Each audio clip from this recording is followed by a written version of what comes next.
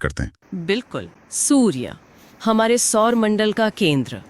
तो सबसे पहले ये समझना जरूरी है कि ये है कहाँ। हाँ, मतलब हम जानते हैं कि ये सौरमंडल का मुखिया है, पर हमारी आकाशगंगा मिल्की वे में इसकी जगह क्या है? देखिए, अगर आप मिल्की वे को एक बहुत बड़ा शहर माने तो सूरज उसके बिल्कुल बीचों बीच, मतलब सेंटर में नहीं है। अच्छा। हाँ, ये केंद्र से करीब 26,000 प्रकाश वर्ष की दूरी पर है, एक तरह से शहर के बाहरी इलाके में है। तो मतलब हम एक शांत से गैलेक्टिक उपनगर में रहते हैं? कह सकते हैं, और ये हमारे लिए बहुत अच्छी बात है। अगर हम केंद्र के पास होते तो वहाँ के रेडिएशन और उथल-पुथल में शायद जीवन पनप ही नहीं पाता। और ये एक जगह स्थिर तो है नहीं, मैंने पढ़ा है कि ये बहुत तेज गति से घूम रहा है। बहुत तेज। सूर्य हमारी आकाशगंगा के केंद्र के चारों ओर लगभग 250 किलोमीटर प्रति सेकंड की रफ्तार से परिक्रमा कर रहा है। 250 किलोमीटर प्रति सेकंड। हाँ, मतलब आप पलक झपकाएं और ये दिल्ली से जयपुर पहुंच गया। हर सेकंड। अरे वाह, ये तो कल्पना से भी परे है। तो फिर एक चक्कर पूरा करने में तो बहुत समय लगता होगा। बहुत ज्यादा। इतनी तेज रफ्तार पर भी सूर्य को आकाशगंगा का सिर्फ एक चक्कर लगाने में करीब 25 करोड़ साल लग जाते हैं। 25 करोड़ साल? जी, और इसी समय को ब्रह्मांड वर्ष या कॉस्मिक ईयर कहते हैं। गजब। अच्छा, यहीं पर दो शब्द आते हैं, परिभ्रमण और परिक्रमण। इसमें लोग अक्सर कंफ्यूज हो जाते हैं। हाँ, हो जाते हैं। इसका एक बहुत आसान सा उदाहरण है। जब कोई चीज अपनी ही जगह पर अपनी धुरी पर घूमती है तो वो है परिभ्रमण यानी रोटेशन। जैसे पृथ्वी का घूमना, जिससे दिन रात होते हैं। बिल्कुल। और जब वही चीज किसी दूसरी चीज को केंद्र मानकर उसके चारों ओर चक्कर लगाती है तो वो है परिक्रमण यानी रेवोल्यूशन। जैसे पृथ्वी सूर्य के चारों ओर घूमती है। समझ गया, बहुत ही बढ़िया उदाहरण है। और सूर्य भी अपनी धुरी पर घूमता है ना? हाँ, वो भी घूमता है, पूर्व से पश्चिम की ओर। अच्छा, अब जरा इसकी आकार की बात करते हैं। हम सुनते हैं कि ये बहुत बड़ा है, पर कितना? आंकड़ों में देखें तो सूर्य का व्यास मतलब डायामीटर करीब 13,92,000 किलोमीटर है। 13 लाख? हाँ, ये पृथ्वी के व्यास से लगभग 109 गुना ज्यादा है। आप अंदाजा लगाइए कि सूर्य के अंदर 13 लाख पृथ्वी समा सकती है। 13 लाख? ये तो सोचने में भी अजीब लगता है। तो इस विशाल भट्टी को ऊर्जा कहाँ से मिलती है?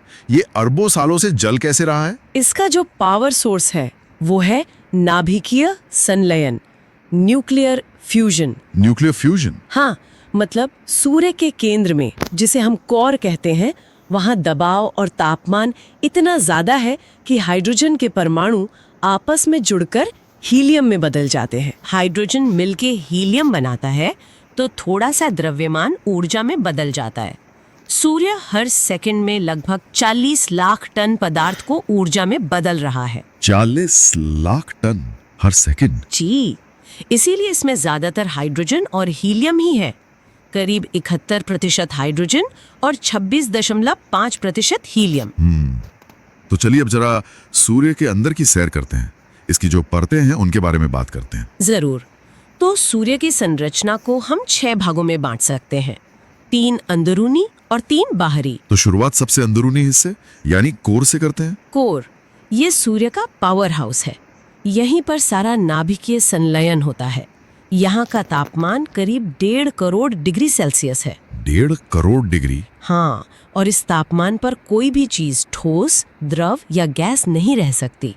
सब कुछ प्लाज्मा अवस्था में होता है। अच्छा, तो कोर में जो ऊर्जा बनी वो बाहर कैसे आती है? वो सीधे बाहर नहीं आती। कोर के ठीक बाहर की जो परत है उसे विकिरण मंडल या रेडिएटिव जोन कहते हैं।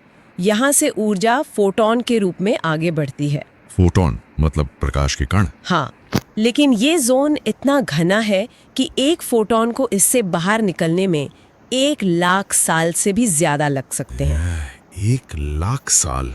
मतलब जो धूप आज हम पर पड़ रही है उसकी ऊर्जा ने अपनी यात्रा तब शुरू की थी जब इंसान शायद गुफाओं में रहता था। बिल्कुल, यही तो खगोल विज्ञान का जादू है। इस विकिरण मंडल के बाद आता है संवहन मंडल या कन्वेक्टिव जोन। संवहन? आप इसे एक उबलते हुए पानी के बर्तन की तरह समझ सकती हैं। यहाँ गर्म प्लाज्मा के बड़े बड़े सेल बुलबुलों की तरह ऊर्जा को सतह की ओर लाते हैं और ठंडे होकर वापस नीचे चले जाते हैं। अच्छा, और फिर हम उस सतह पर पहुँचते हैं जिसे हम देख पाते हैं। हाँ, उसे कहते हैं प्रकाश मंडल या फोटोस्फेयर। ये सूर्य का वो हिस्सा है जो हमें दिखाई देता है। इसका तापमान लगभग 6000 डिग्री सेल्सियस होता है।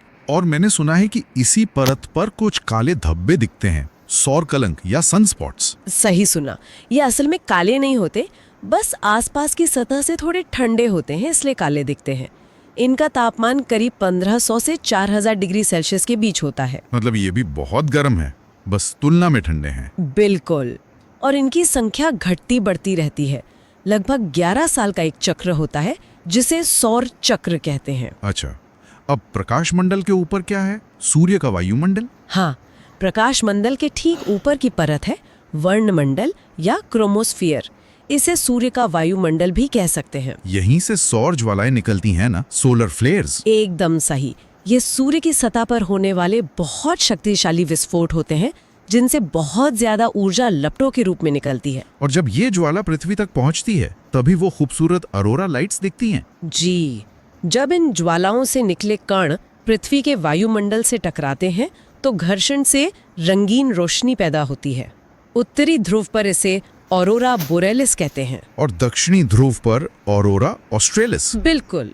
ये तो प्रकृति का सबसे शानदार लाइट शो है।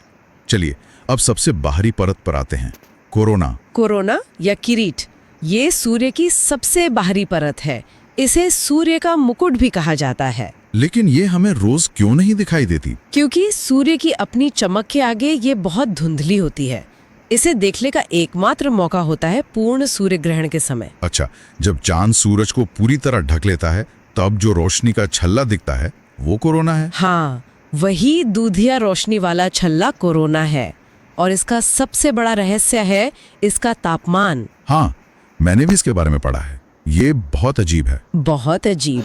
सूर्य की सतह का तापमान है 6000 डिग्री सेल्सियस, पर कोरोना का तापमान 10 लाख डिग्री सेल्सियस से भी ज्यादा हो सकता है। ये कैसे हो सकता है? आग से दूर जाने पर तो गर्मी कम होनी चाहिए। यही तो खगोल भौतिकी की सबसे बड़ी पहेलियों में से एक है। वैज्ञानिक आज भी इसका सटीक कारण खोजने में लगे हैं। चलिए अब अगला चैप्टर देखते हैं, सौर मंडल।